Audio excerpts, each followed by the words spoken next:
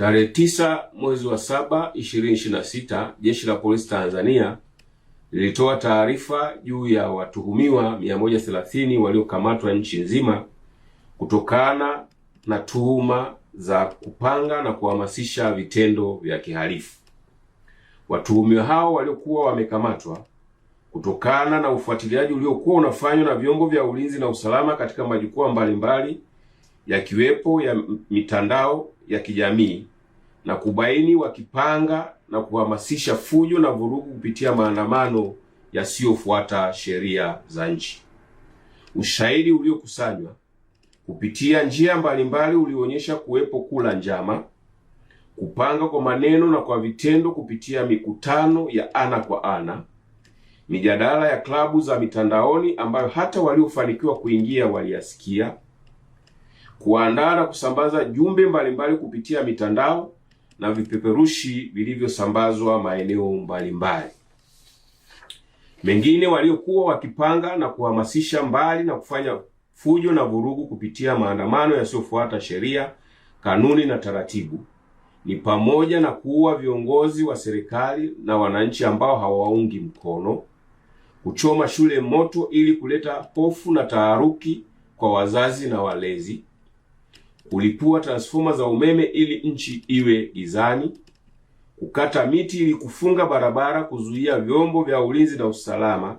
washindwe kufika kwa haraka, kuzuia na kutoa msaada wa kiusalama maeneo ambayo walitakuwa wakifanya vitendo vya kihalifu,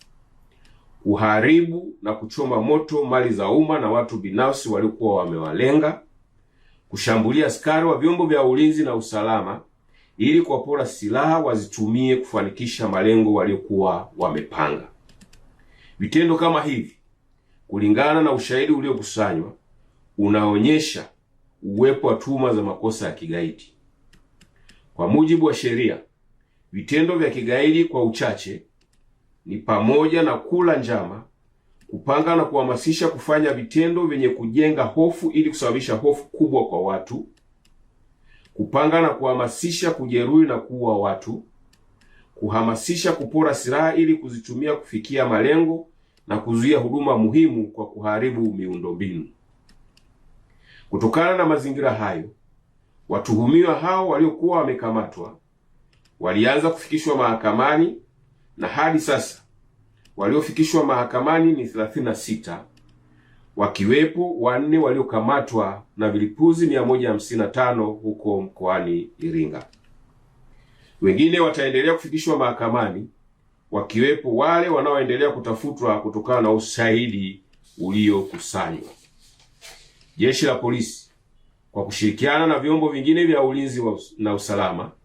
litaendelea kutekeleza majukumu yake kwa weledi mkubwa kuhakikisha Watanzania na taifa linaendelea kuwa salama.